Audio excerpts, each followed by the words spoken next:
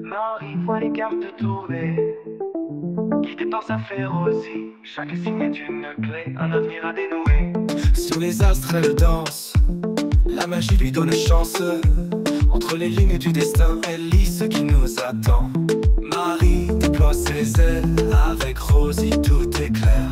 Voyant ses cartomancies, sous le rythme du reggae.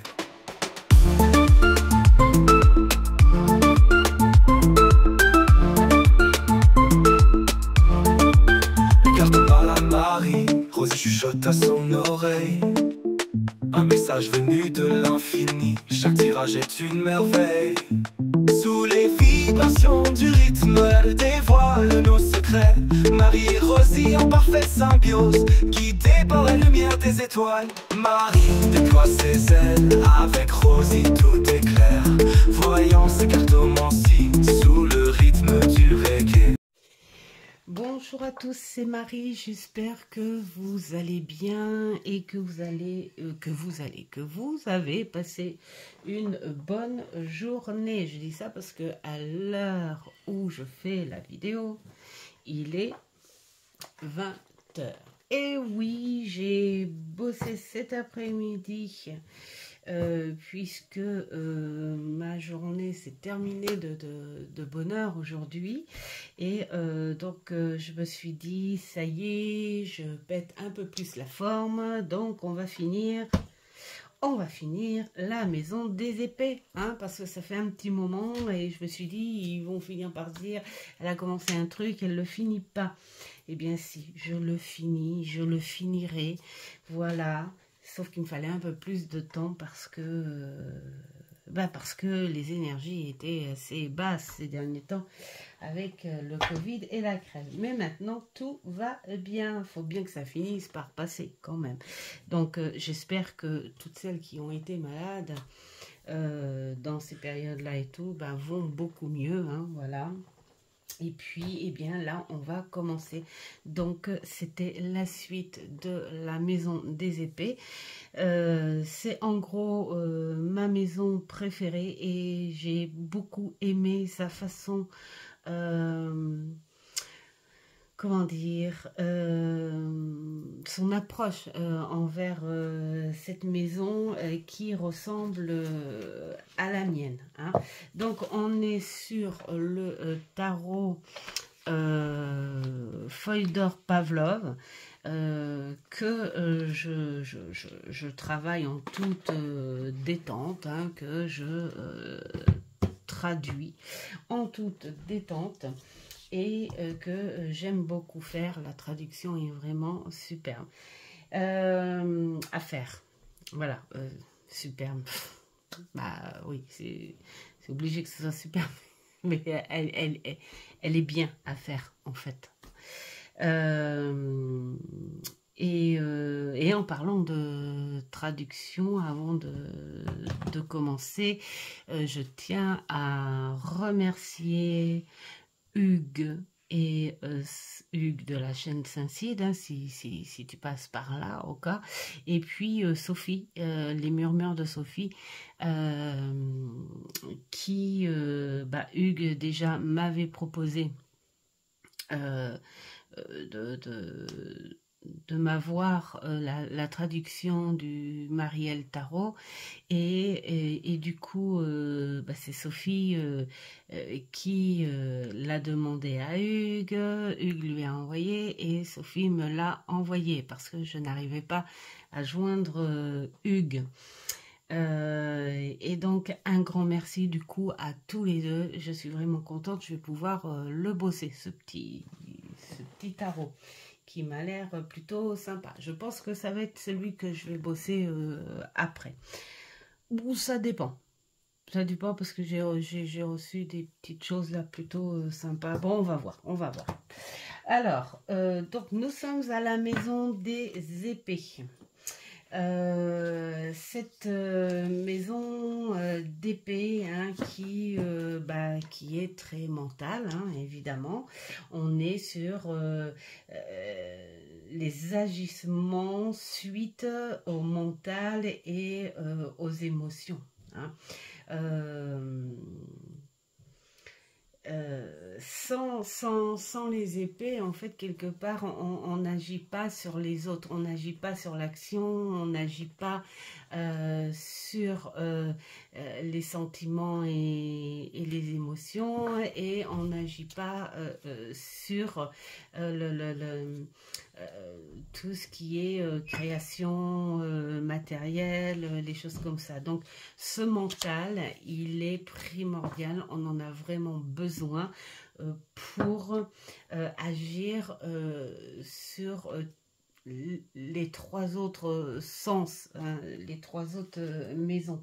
Et c'est pour ça, il peut être un petit peu effrayant en début parce que l'épée, déjà, symboliquement, c'est tranchant, c'est très dur, c'est même assez violent, hein. Déjà, là, on voit bien cette force, cette droiture, voilà, hein, qui est déjà là. Donc c'est quelque chose qui donne tout de suite le ton, hein, de l'énergie, quoi, hein. Voilà. Mais c'est une maison qui pour moi est très très très importante pour agir sur les autres. Et lui, lui, en fait, il pense un petit peu pareil, hein. Il dit qu'on peut trouver la force euh, par rapport à son mental, hein, sa propre force mentale pour faire face à ses propres problèmes.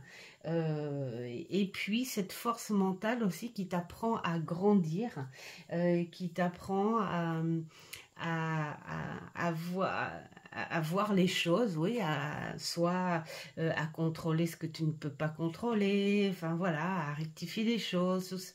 Voilà, ce mental, en fait, il évolue, et ce mental, il te sert à évoluer dans divers domaines, quoi. En fait, il sert à tout, ce mental, hein. C'est un petit peu le petit moteur, hein.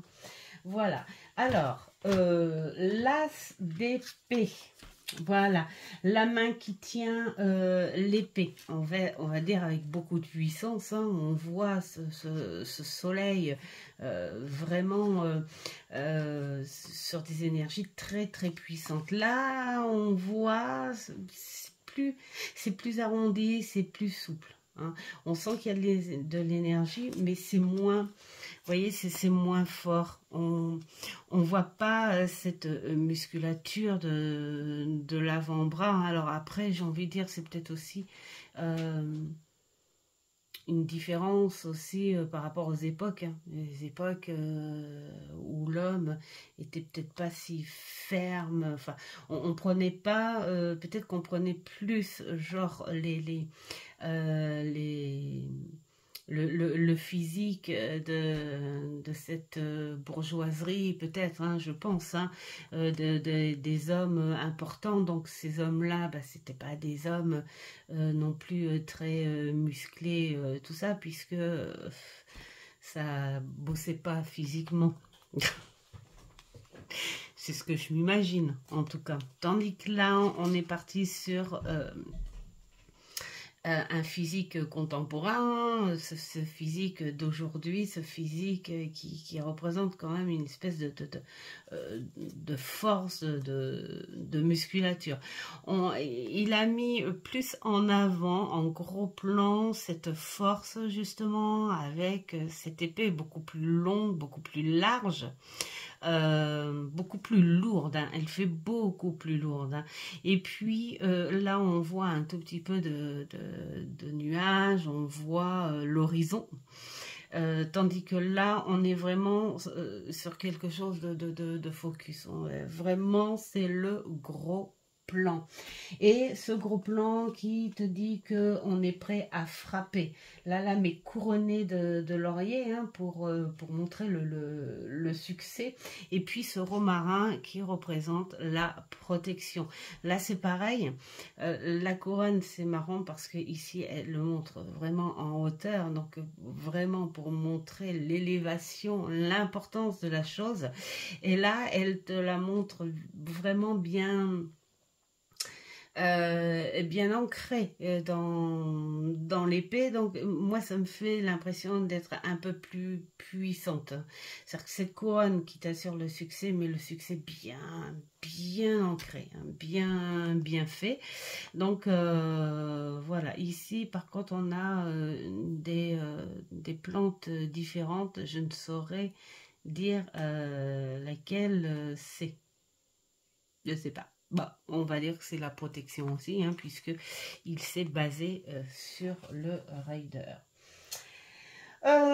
Qu'est-ce qu'on pourrait dire? On est dans l'énergie intellectuelle et ça symbolise en fait, hein, les pensées personnelles, une nouvelle façon de voir les choses, une nouvelle compréhension. Euh, euh, cette épée, avec cette force, c'est ce qui t'encourage à prendre cette énergie pour apporter une vérité ou un intellect, ou poursuivre les choses, ou poursuivre une envie, hein, que l'on avait depuis longtemps, mais dont on n'a pas voulu le faire parce qu'on n'osait pas. Et puis là, ben, on te dit, allez, vas-y, hop, c'est bon, tu es prêt, c'est le moment de faire preuve de discernement, tant pour toi ou pour les autres aussi, et pour les événements à faire. Donc c'est une force intellectuelle en priorité, et qui te dit que ces idées-là, elles peuvent être fertiles, elles sont bonnes, il faut ne pas hésiter à te lancer. Ensuite, nous passons aux deux d'épée. Alors là, c'est rigolo parce que là, ici, on est quand même sur un plan émotionnel derrière, hein, pourquoi pas, hein, avec l'eau et tout. Elle est assise. Elle est posée et elle a ces deux épées qui sont longues et très lourdes. Donc, elles sont, on va dire, pareilles. Hein. Donc, il y a cette espèce d'équilibre, mais il y a quand même un choix à faire qui peut être assez lourd. Ici, on l'a déjà plutôt dans une forêt. On a cette lune. La lune, elle est là aussi. Et puis, on a cette protection, mais elle n'a pas les yeux bandés, en fait.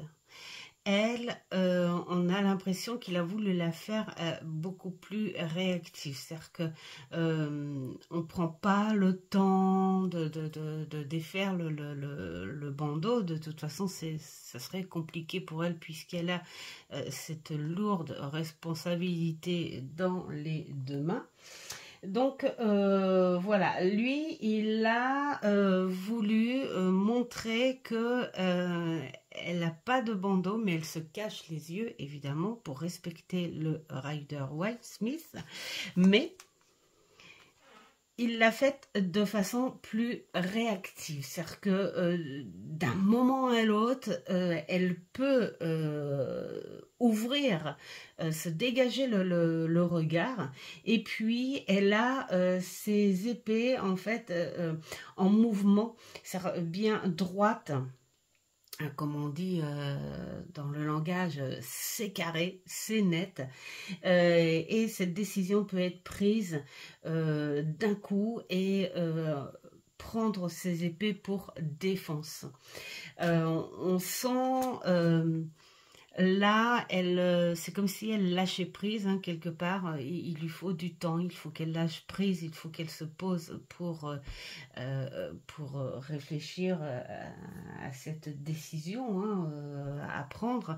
Tandis que là, elle est quand même plus en avant vers cette décision. Il lui faut du temps peut-être, mais elle est prête à la réaction.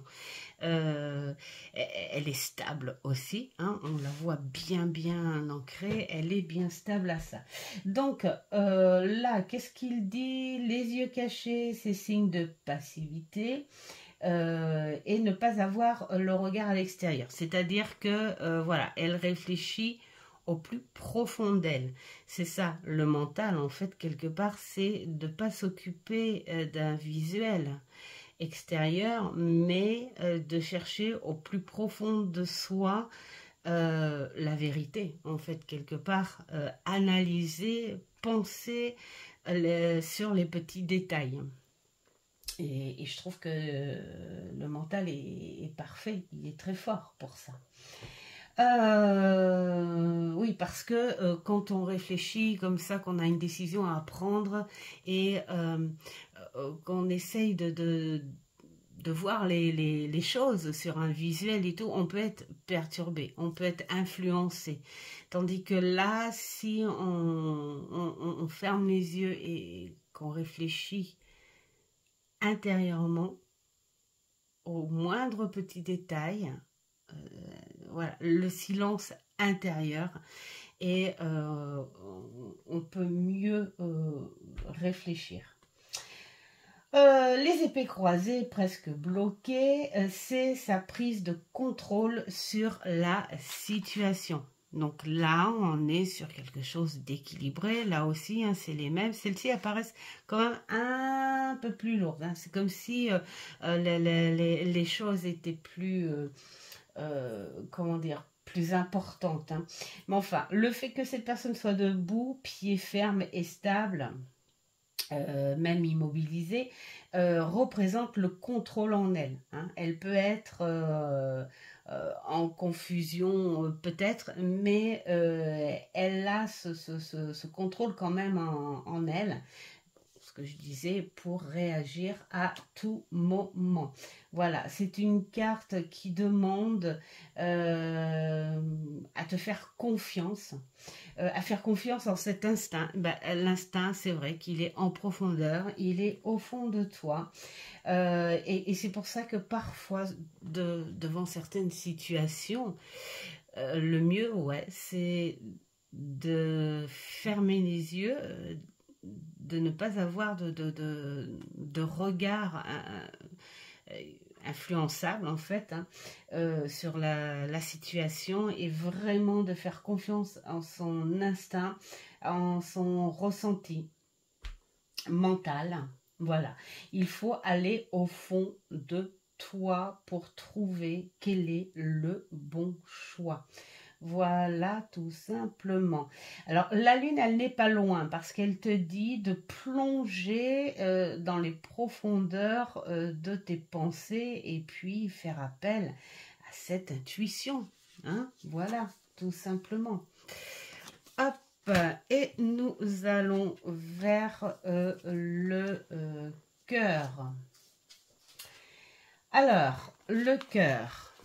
Alors, c'est vrai que ici on est plus sur un schéma symbolique. Là, il a voulu, ce qu'il expliquait, reprendre, bien sûr, hein, ce symbole du Rider Waite Smith, mais il a voulu naturaliser un petit peu plus le cœur, qui soit plus anatomique, qui soit vraiment pour ressentir quand même la violence, hein, de cette tristesse, parce que là on sent, bon, symboliquement bien sûr on peut s'imaginer la douleur, mais on est sur quelque chose de symbolique, donc de très... Là, il a voulu attaquer un petit peu plus, tatiller un petit peu plus les ressentis. Donc, voilà, c'est une carte de chagrin, de tristesse, de deuil, de souffrance. Et ce cœur montre cette blessure palpable, hein, quelque part. Hein, on voit quand même. Hein, là, c'est quand même assez sanguin. Voilà. Ce cœur, en fait, pour lui, ne représente pas le chagrin sexuel ou romantique. Il représente plutôt d'autres types de chagrin d'amour. Un amour, ben, on est plus sur quelque chose de mental, hein, évidemment. Voilà, cet amour qui laisse des blessures et puis des cicatrices profondes, hein. Une trace qui peut changer la personne, en fait, physiquement, émotionnellement. Voilà. Mais c'est pas non plus la carte la plus négative, hein.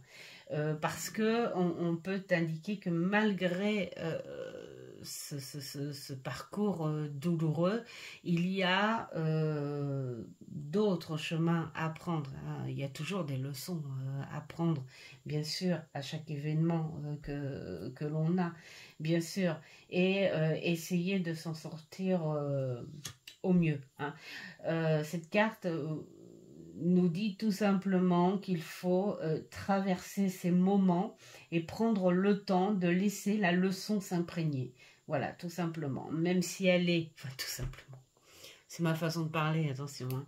Mais même si elle est douloureuse, c'est un événement, une situation, c'est un moment de la vie qu'on ne peut pas zapper. Voilà, ce sont des choses qui viennent comme ça, on ne peut pas zapper. Donc on est obligé de le laisser passer, hein. Parce que comme on dit, qui dans sa vie n'a pas eu son 3 d'épée, quelles que soient les situations que l'on a, les situations sociales que l'on a, qui n'a pas eu son 3 d'épée dans la vie. Voilà, ce sont plus des leçons à prendre. Nous passons aux 4 d'épée. Alors là, c'est très rigolo quand même, parce que là, on est presque dans une pause spirituelle. Là, il cherche au plus profond, hein. On est vraiment dans quelque chose de très spirituel. Là, on est sur quelque chose de spirituel, mais beaucoup plus en ancrage, hein. On est sur quelque chose de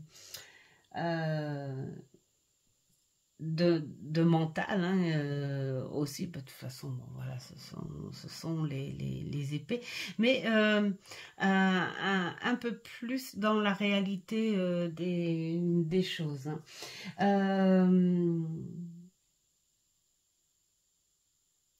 Quand on dit se reposer, c'est parce qu'à un moment de ta vie, le mental, bon, le mental, comme je disais tout à l'heure, c'est une activité qui est assez puissante, quel que soit son mental, hein. Même la nuit, je peux vous dire que ça cogite, hein, comme on dit, hein.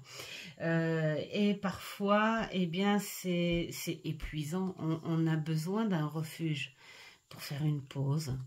On a besoin d'un refuge, mais on a besoin d'être soutenu, on a besoin d'un appui. Et lui, en fait, dans son image, il a voulu représenter cet arbre, hein, cet arbre qui est là depuis, mais alors, des années.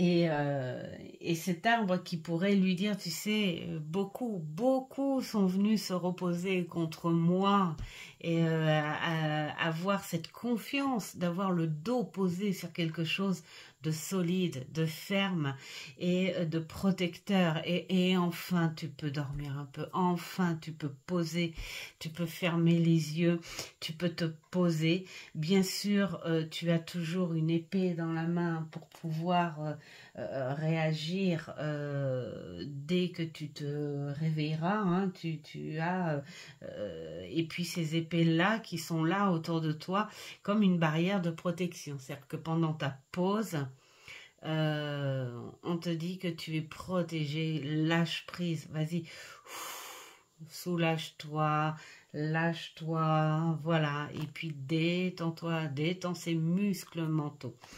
Et là, on est sous une autre protection. C'est comme si il demandait une protection divine. Protège-moi. Je ferme les yeux, je me repose. Protège-moi. Voilà, tu es le divin qui en qui j'ai confiance et qui va me protéger. Voilà. Donc là, cette carte, en fait, on te dit que c'est le moment de faire une pause. Et puis, la pause, c'est à toi de la contrôler, en fait, cette pause. Hein. C'est à toi de ressentir la puissance de ton épuisement, de ta fatigue. Et puis, c'est à toi de prendre le temps de cette pause. Et c'est toi qui devras te réveiller au bon moment quand tu seras prêt pour pouvoir enfin avancer sur autre chose. Mais parfois, il y a besoin. Voilà. Alors, qu'est-ce qu'ils disent? Donc, la pause méritée. Les épées qui protègent, voilà, bah, tout simplement. Ah, et puis aussi, très important, le mental aussi invite l'orgueil, hein, cet orgueil mental. Mais on te dit très honnêtement, il faut savoir reconnaître ses limites hein, et les accepter, ces limites-là. Hein. Et voilà. Et on se pose. Alors, on est sur la 5e. Ah oui, je me suis trompée dans le chiffre de mes fiches. Alors, la 5e. La 5e, le 5 d'épée. Alors là, c'est rigolo parce que, bien sûr, on est sur une lutte, une bataille que l'on veut absolument gagner et à quel prix de Dieu. Voilà, c'est le symbole de la victoire à n'importe quel prix, même si ce prix est trop élevé. Là, quelque part, là, on vous dit, ok, tu vas gagner, regarde, tu as toutes ces épées, là, c'est bien, c'est très bien. Qu'est-ce que tu vas en faire maintenant? Pose-toi la question. Alors, ce qui est bien là, c'est que ils ont tous les deux une expression différente mais commune quand même. Hein. C'est que lui, il récupère ses épées avec un sourire, mais il ne sait pas encore ce qu'il va en faire. Hein. Il regarde juste sa victoire. Il apprécie, voilà, il est content. Là, on a l'impression que il est content de sa victoire, mais il ne tourne pas le regard derrière. Il reste quand même, il leur tourne le dos quand même parce qu'il est déjà en réflexion. Il est plus en réflexion à se dire, bon, ben maintenant, qu'est-ce que je fais? Qu'est-ce que je fais de ça? Là, on est sur la réflexion. Ai-je bien fait d'avoir été jusqu'au bout de cette lutte? Est-ce que c'était nécessaire? Est-ce qu'il n'y avait pas peut-être moyen plutôt de chercher le pourquoi du comment, de réfléchir, de parler, essayer de communiquer avant de dire je veux ce combat et je veux gagner.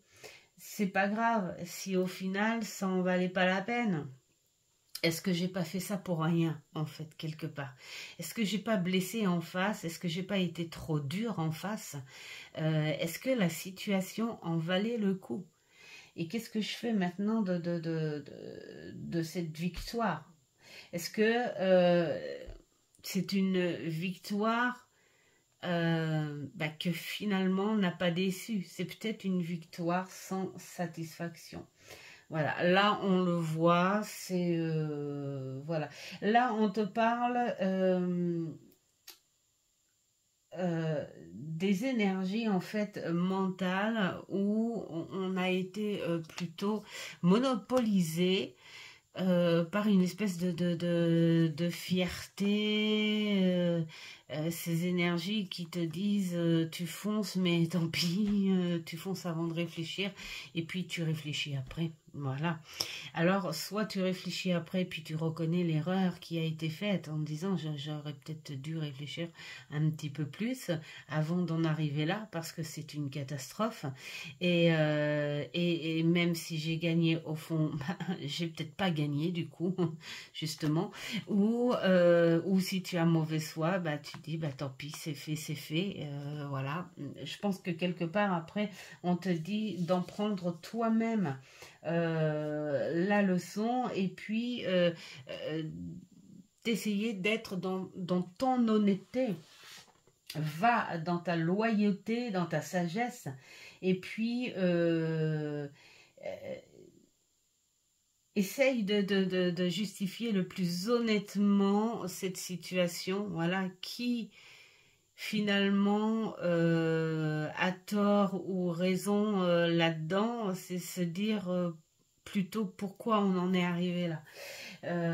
Voilà. Et cette carte te dit que parfois il faut pas laisser sa colère s'envahir et il faut plutôt, quand on est trop dans la colère, plutôt que de se justifier dans la mauvaise foi ou d'aller toujours par ces moyens, hein, dans cette fierté, eh bien parfois il faut savoir abandonner.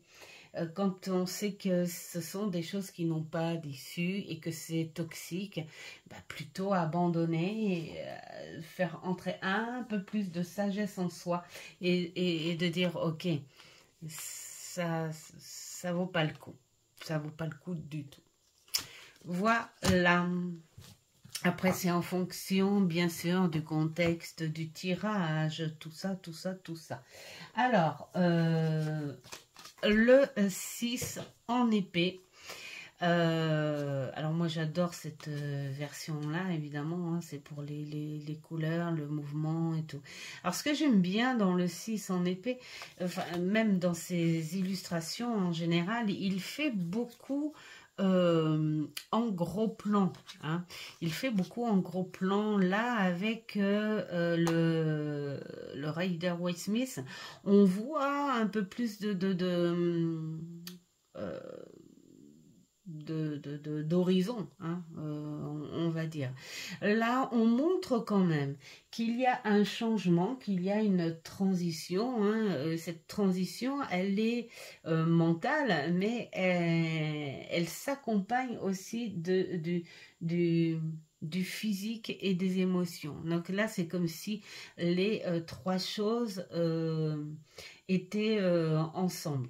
En tout cas, c'est ce qu'il a voulu faire représenter, c'est que le changement se fait, hein, il y a l'espace, hein, pour passer, mais il y a quand même les obstacles, hein, c'est-à-dire que c'est un changement, une transition qui ne va pas se faire non plus dans la légèreté, hein, parce que il y a le poids émotionnel, hein, qui est là, hein, qui fait obstacle. Il faut arriver à passer au travers. On a toujours cette fameuse lune qui, je crois, n'est pas là. Qui éclaire le chemin quand même. Alors peut-être que là c'est la lune qui éclaire le chemin et ici bah, il n'y a pas besoin parce que bah, ça se passe en plein jour et puis parce que il y a l'horizon, hein, il y a le large.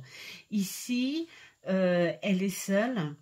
Elle a la tête, elle a le regard vers voilà, le loin. Là, elle n'est pas seule. Elle n'est pas seule, elle est accompagnée. Donc, on est sur quelque chose où elle est renfermée quelque part aussi, elle suit cette transition et tout, mais elle demande, il y a une force hein, quand même derrière elle qui l'aide à passer les obstacles. Hein. On voit la fragilité, l'enfant qui peut peut-être représenter le nouveau, hein, voilà, et aussi la fragilité. Elle qui baisse la tête et tout, qui représente encore cet enfermement, qui subit cette transition, et donc l'homme qui peut représenter la force d'avancer. Là, il représente tout ça sur une seule personne. Alors, qu'est-ce qu'il nous dit? Alors, on a les épées, bien sûr, hein, qui sont là parce qu'elles représentent la lourdeur émotionnelle, et elles représentent aussi l'anxiété et l'incertitude. Voilà, il faut sortir de son confort. Hein. Quitter aussi ses biens, ses racines, enfin vraiment c'est la carte qui dit si tu veux aller, si tu veux changer, si tu veux évoluer, vraiment, vraiment il faut que tu apprennes à quitter certaines choses, à te séparer, même si c'est douloureux. Hein. Donc là on voit hein, ces épées tranchantes qui prennent de la place en plus, ce côté lourd, douloureux et qui peut parfois faire peur. Hein. Mais c'est une partie nécessaire de ta vie. Sinon on ne bouge pas. C'est-à-dire, quel que soit ton âge, hein, ta situation, le nouveau fait toujours peur. Le nouveau demande des engagements, le nouveau demande des réflexions, le nouveau demande justement à faire travailler ton intellect, il demande plein de choses le nouveau, donc du coup c'est assez perturbant hein, dès qu'on sort des choses que l'on a construites, c'est perturbant. Comme on dit, c'est pour ça qu'on a la barque et puis l'eau aussi, hein, parce que là, l'eau, vous voyez, là, on est dans les émotions perturbantes et ici, elles sont beaucoup plus douces aussi quand même. Hein. Donc, on quitte quelque chose d'assez perturbant. Là, on est plutôt sur une eau qui pousse la barque, hein, qui t'élance. Hein. Donc voilà, là c'est qu'on te dit, il faut bouger. Il est souvent préférable de naviguer quand l'eau te conduit plutôt que de rester dans une eau croupie. Ouais, puis l'eau croupie, ça pue. Voilà. Et puis, c'est une carte qui, pendant cette transition, et là, on le voit un petit peu comme avec la cape de l'ermite, hein, tout ça, là, on est recouvert, on est protégé, et ce qui nous permet de se mettre en introspection. C'est-à-dire que pendant que cette eau te conduit, là, c'est sa force qui l'a conduit. Là, c'est l'eau, la force qui l'a conduit. Et pendant que tu rames, tout ça, t'es au calme et tu te mets en introspection aussi, ça fait du bien pour pouvoir justement commencer à travailler sur le nouveau chemin. Donc, prends aussi avec toi les leçons que tu as apprises. Et puis, le bateau, c'est un rappel, en fait, qui te dit que tu peux... que tu emportes aussi encore le fardeau avec toi, hein, parce que ce sont les leçons de vie que tu as apprises.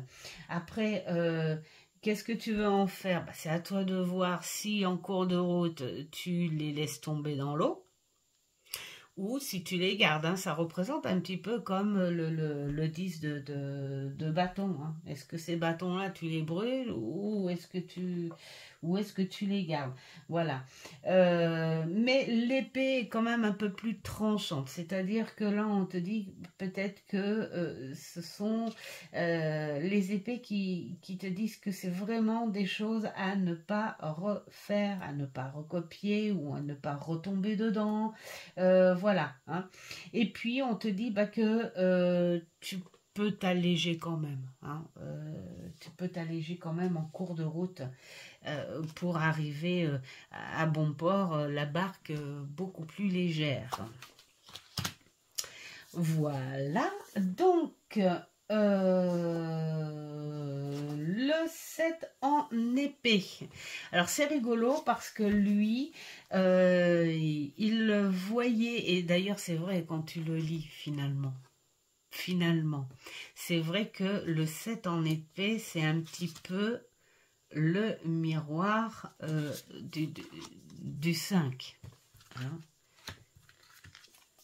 Voilà. Sauf que la différence des deux, c'est que il y en a un comme le 5 où c'était comme une fatalité, c'est-à-dire que c'était une situation spontanée, tu as préféré lutter et te bagarrer, enfin voilà, faire ta petite guéguerre, tout ça, sans réflexion, sauf que là, pour lui, hein, le 7, c'est une bataille, on va dire, plus vicieuse, plus secrète.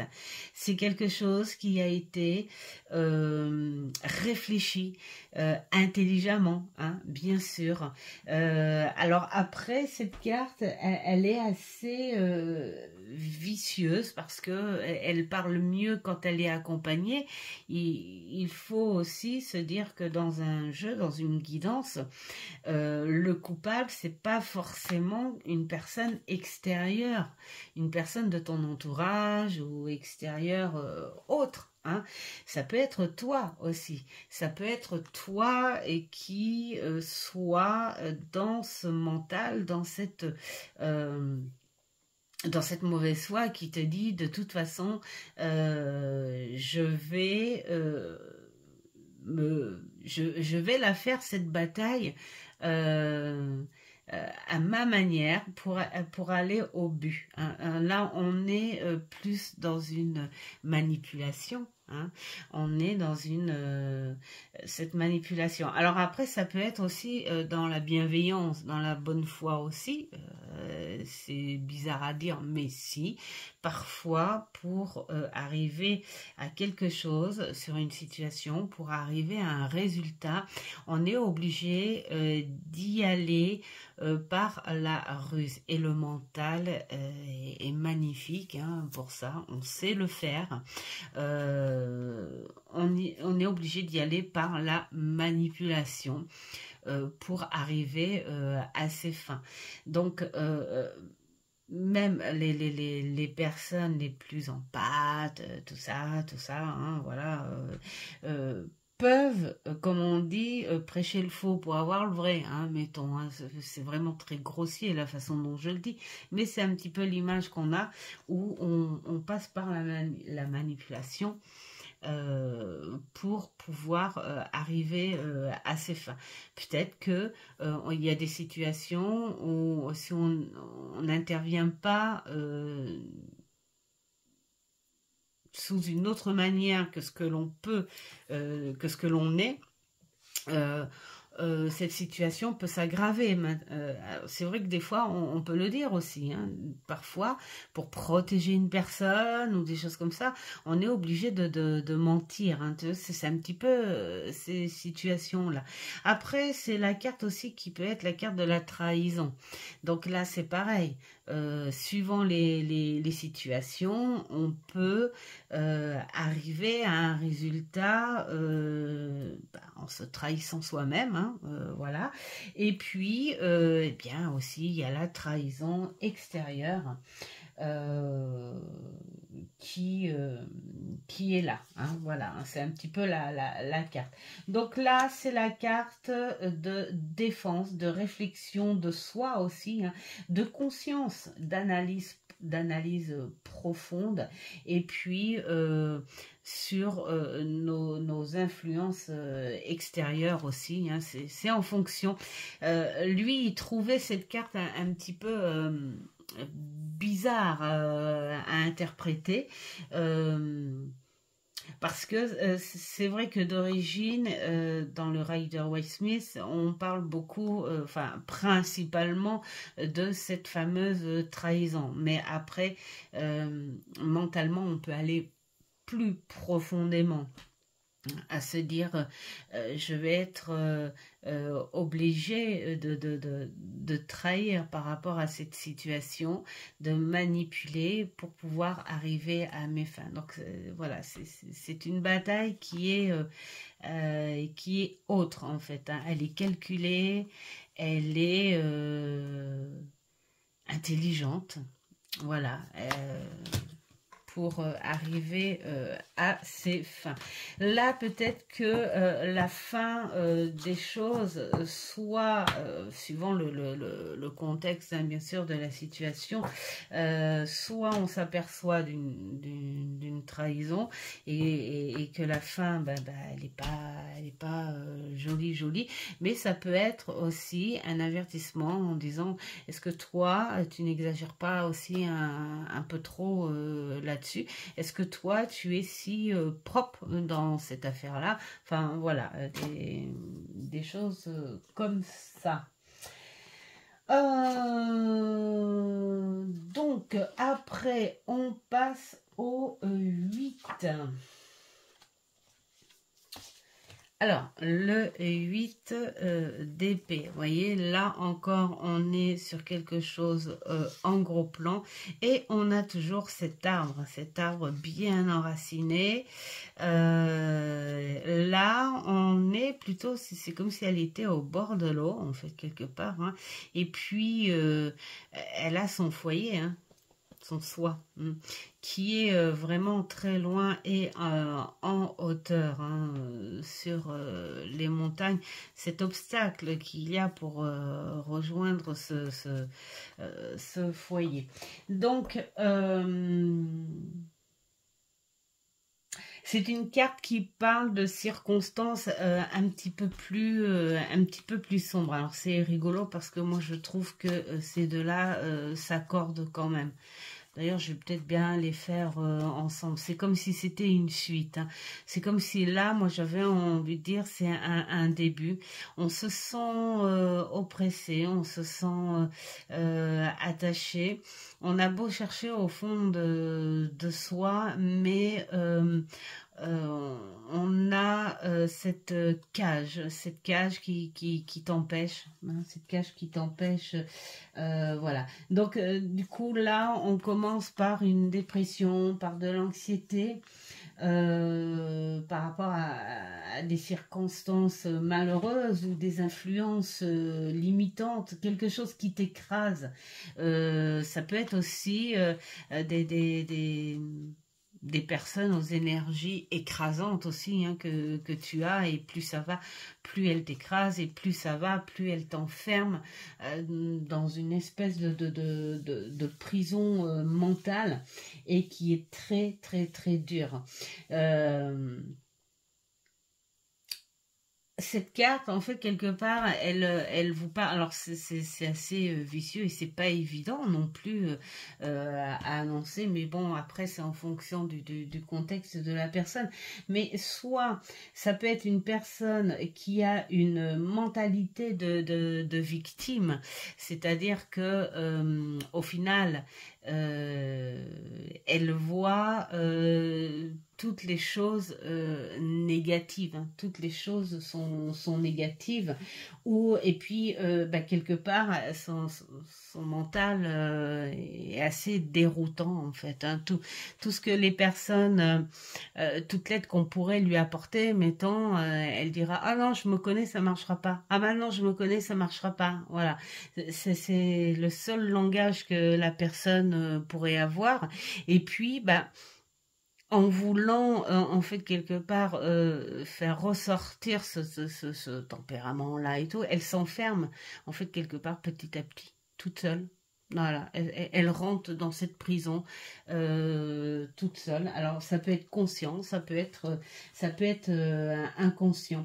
Et puis, il y a aussi cette situation très, très sombre, emprisonnante, voilà, où les épées, en fait, hein, les épées sont là, elles sont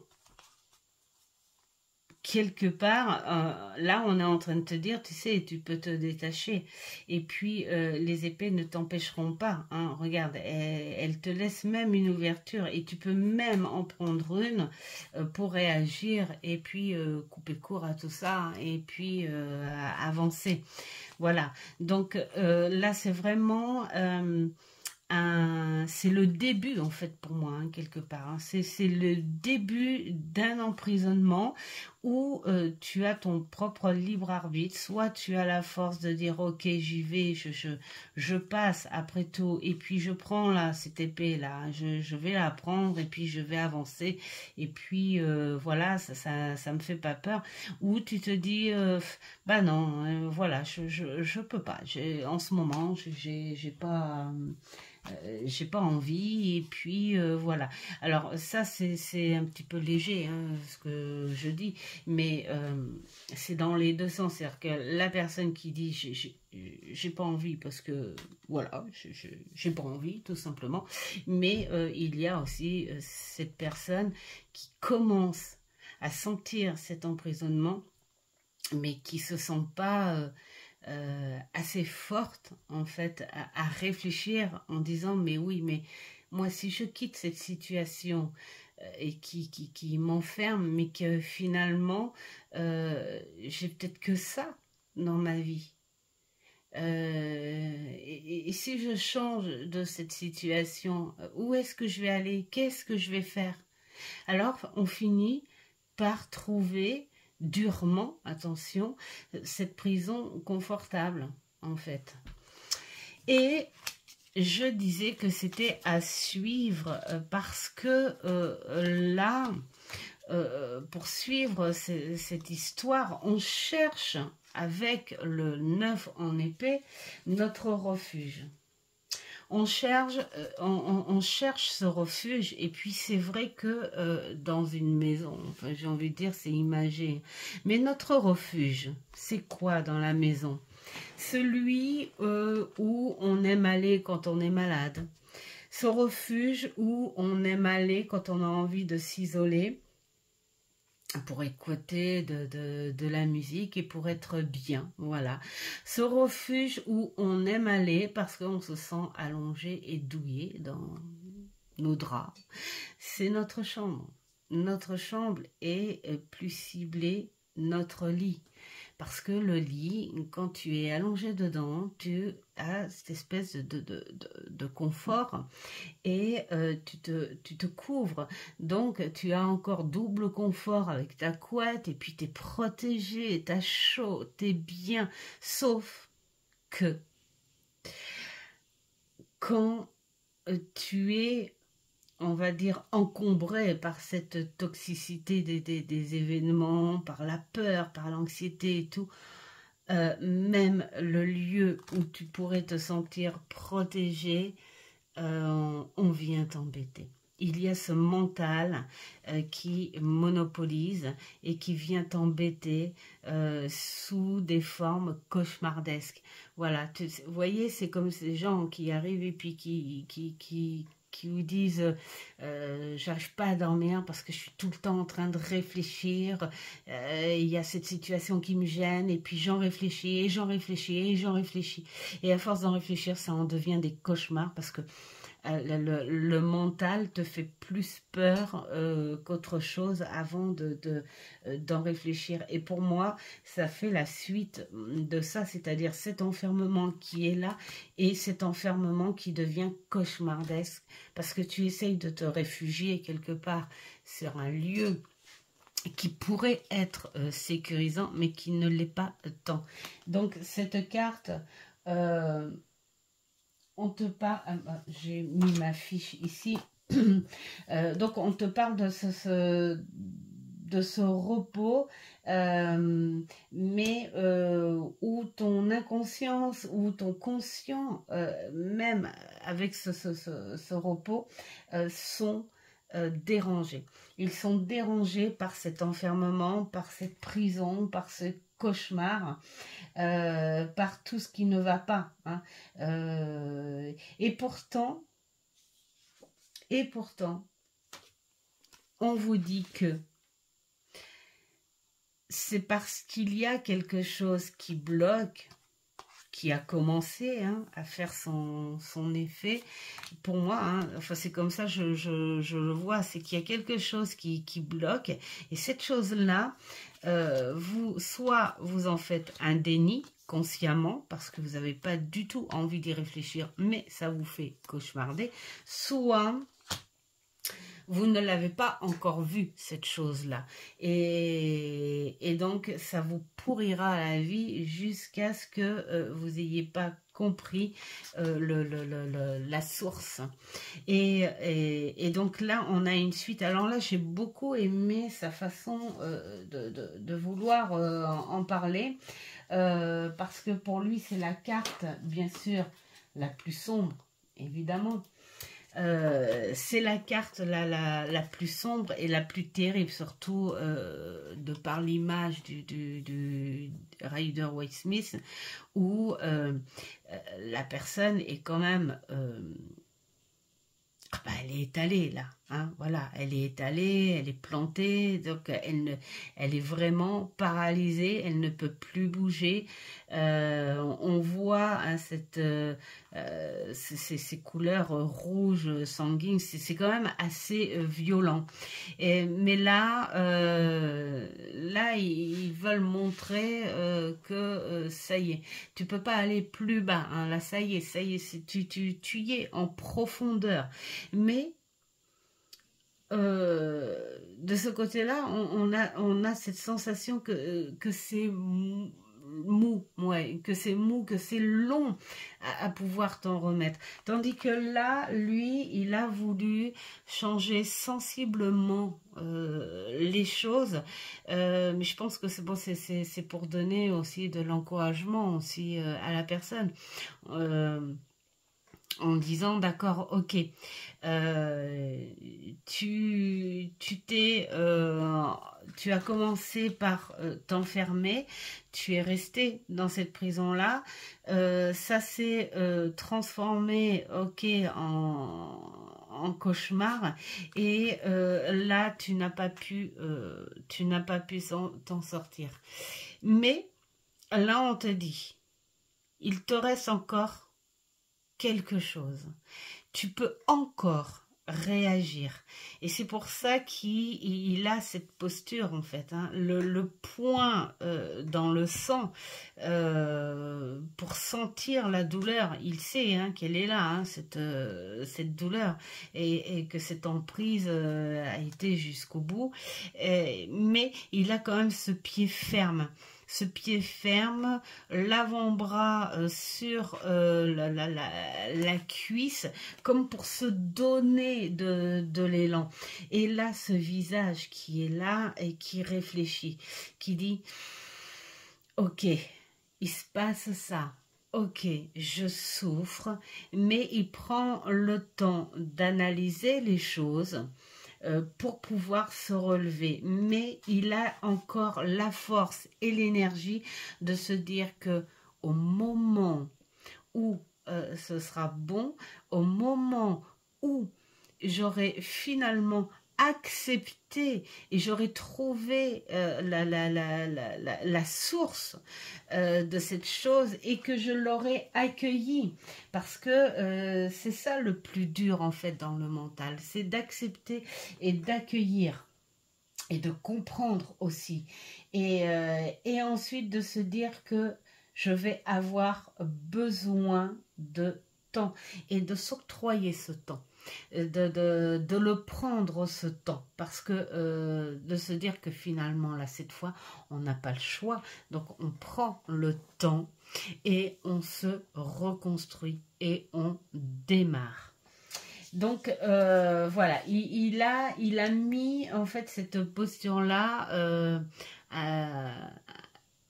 avec un peu plus de force, hein, vraiment, hein, pour dire, bon, on voit quand même la douleur, hein, on voit cette cape rouge qui cache même le sang, hein, on voit pas tout, hein, il y en a plein là, dessous la cape et tout, donc on voit hein, cette tache, cette douleur, mais on voit quand même cette force de se dire, je vais remonter la pente, je vais prendre le temps, c'est clair, mais j'ai encore les énergies et la force de m'en sortir. Alors pour moi, je les prends quand on suit, bien sûr, hein, à suivre. Hein. Mais pour moi, ce sont les 3 cartes qui se rapprochent hein, du plus léger au plus dur. Hein. Le valet d'épée, c'est ça qui est bien en fait hein, quand on apprend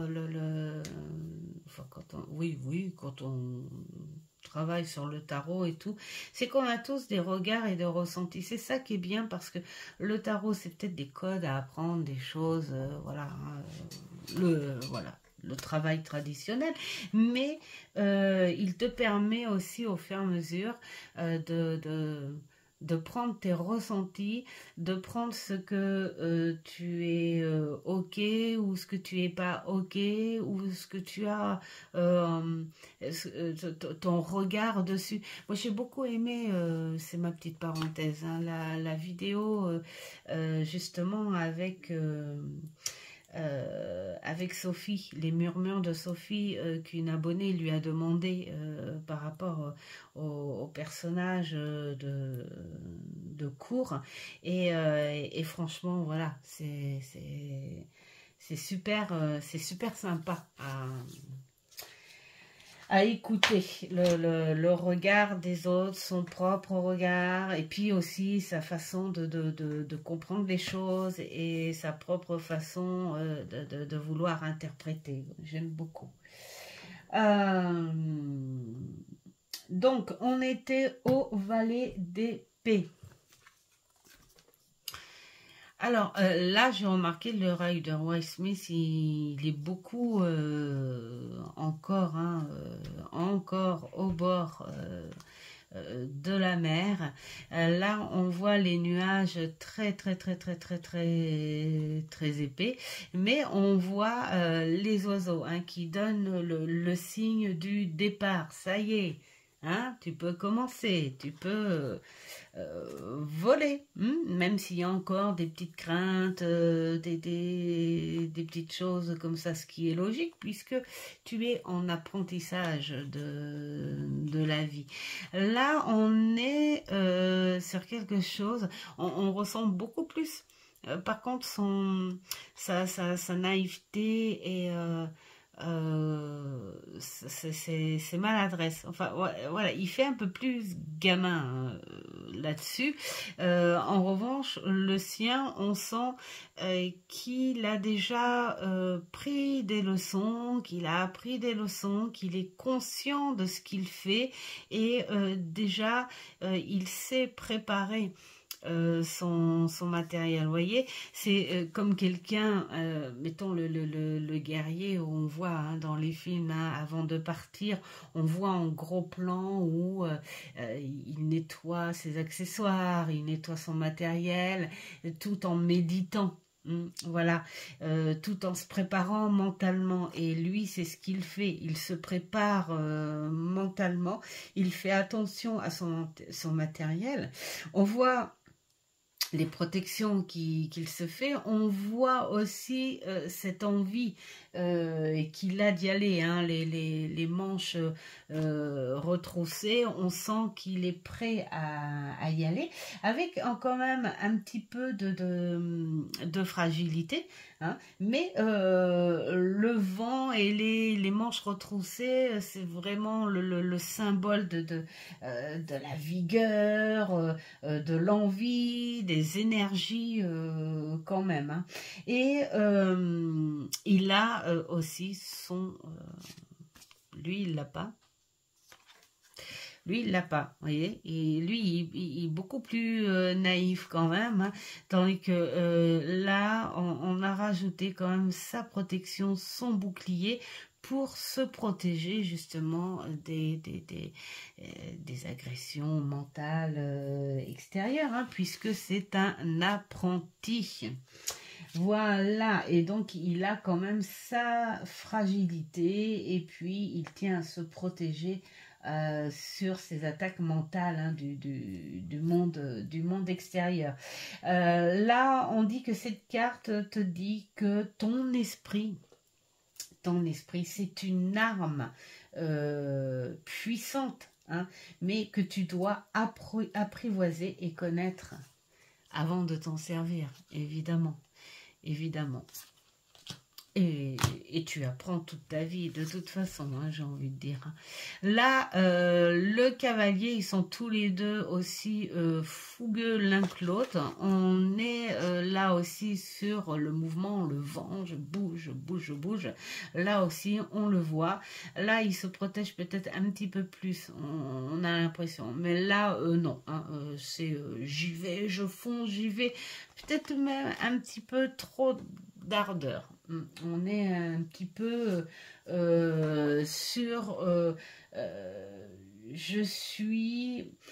il se sent beaucoup plus mature en fait, hein, beaucoup plus mature, et il veut y aller, hein, voilà, il veut y aller, il se dit moi j'y vais, je suis un cavalier, mais je réfléchis très rapidement, peut-être un petit peu trop rapidement. Donc là on te dit que même la détermination, l'ambition pour arriver à tes objectifs, il faudrait quand même faire attention au danger de la rapidité quand même, hein, parce que la rapidité aussi, ça peut être l'imprudence. Et si tu ne te prépares pas, et si tu ne réfléchis pas, et si tu ne fais pas attention, la motivation, elle seule, elle ne fonctionne pas toute seule, hein. C'est pas parce que tu es motivé que tout va bien se passer. Donc voilà, là on t'invite à calmer un petit peu ton cheval. Vas-y, calme-toi un petit peu, réfléchis un petit peu avant. Voilà, réfléchis et après tu peux y aller. Donc quelque part on te dit trop d'assurance, c'est pas bon non plus. Donc on se calme un petit peu. Donc au niveau du cavalier aussi, hein, bon, ça peut être bien parce que les choses arrivent rapidement, hein. Après, là c'est une base, hein, sur les épées, mais bon, bien sûr il y a beaucoup plus de choses à comprendre et aller en profondeur quand on donne un contexte, voilà, ou une histoire. Alors, là, la reine. Alors là, la reine, j'aime beaucoup leur façon de faire à tous les deux.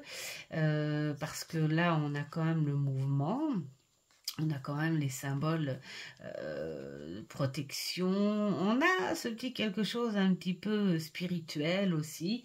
Là, la reine, on est sur quelque chose de très mature, de très sensible. C'est une communicatrice, la reine d'épée. C'est une penseuse aussi rapide. Bon, bah, elle est honnête, elle est fiable. Les nuages en mouvement, ce qu'il a voulu montrer, c'est parce que elle montre qu'elle aime bouger, qu'elle aime l'activité, qu'elle est prête à tout moment à bouger. C'est pour ça que lui, dans son illustration, elle est stable, ferme, équilibrée. Ouais. Même dans les couleurs, tout est équilibré. La cape à l'intérieur et à l'extérieur, les bottes noires, mais le reste rouge. Enfin, voilà, tout est équilibré, stable, ferme, et elle est prête à bouger à tout moment. Hein. Elle montre cette épée qui est le symbole de sa force, de la réflexion. C'est une reine qui est sûre d'elle. Elle est fière et elle a surtout beaucoup de leçons à donner. Alors peut-être que parfois elle en donnerait un petit peu trop, parce qu'elle a ce côté aussi très fier et de montrer ses connaissances aussi. Donc elle n'aura pas peur de trancher aussi. Hein.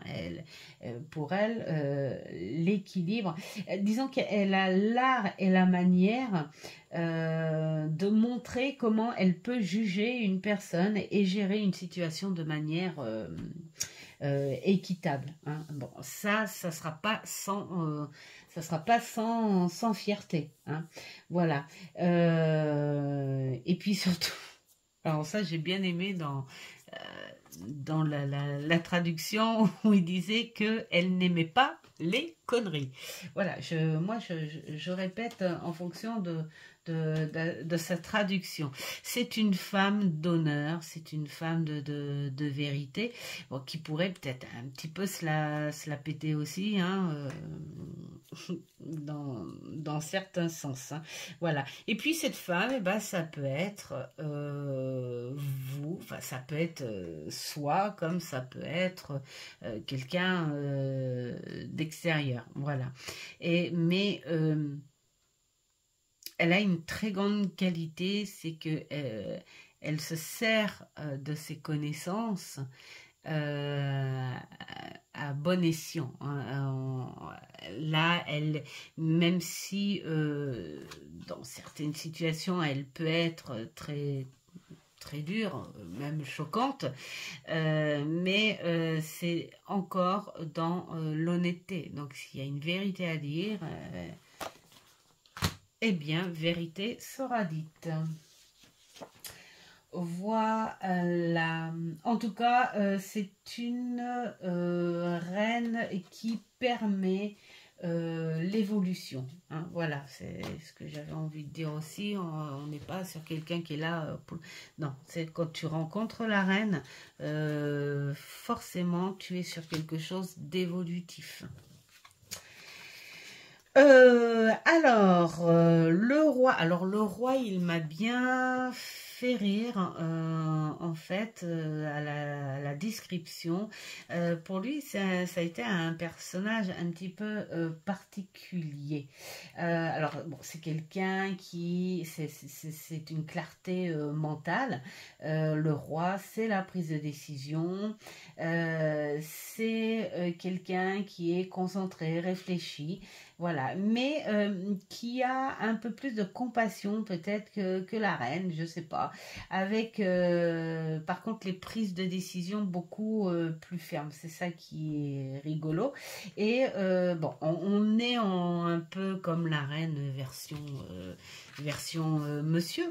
Quoi, hein, voilà, sauf que lui, il a voulu faire, alors là, bien sûr, il a fait des personnes beaucoup plus motivées, beaucoup plus, on va dire, un petit côté arrogance aussi.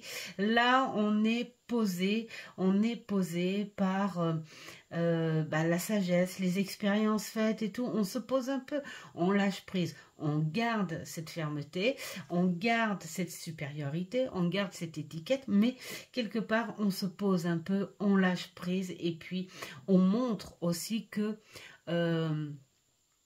on peut se poser, parce qu'on le mérite, parce que on sait des choses, parce qu'on a vécu des choses, parce que voilà, la sagesse, quoi, voilà, tout simplement. Et donc, on peut avoir cet honneur de se poser. Tandis que là, il a voulu montrer un petit peu plus de force. Et ce qui me faisait rire, c'est que il voulait pas montrer un roi trop fier, trop prétentieux, trop hétéro. Alors, c'est juste un petit passage bref comme ça, mais il fallait que je le dise. Donc, mais par contre, il a toujours montré ce roi qui sait prendre des décisions très fermes et tout, et qui est toujours dans cet ancrage, qui est toujours dans sa grandeur d'âme, hein, quelque part, et sa grandeur mentale. Et pour la montrer, eh ben, moi je suis debout, je suis bien ancrée. L'épée, au lieu d'être en l'air comme l'illustration du Rider-Waite Smith, elle est bien plantée, elle est bien ancrée parce que c'est une épée qui a travaillé, c'est une épée qui est en attente, qui est au repos. Là, on est plus dans cette épée de gloire. Et de fierté, hein, aussi également. Mais lui, il est un peu plus sûr de lui. Il est prêt, il est grand, il est beau, mais il est plus sûr, de lui. Ce qui montre la sagesse, en fait, parce qu'il a voulu un roi jeune. Ça, c'est